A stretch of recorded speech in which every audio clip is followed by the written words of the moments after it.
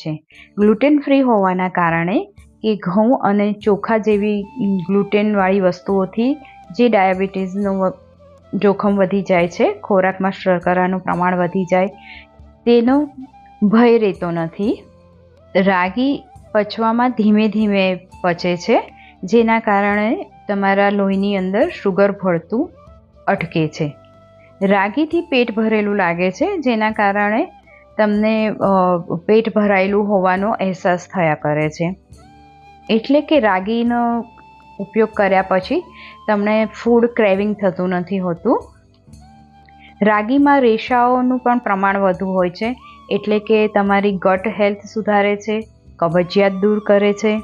સંશોધનના જણાવ્યા અનુસાર રાગીનો એક ખાસ ફાયદો છે કે રાગીનો ઉપયોગ કરવાથી તમારામાં એક પ્રકારની પ્રસન્નતા છવાયેલી રહે છે, કારણ કે રાગીની અંદર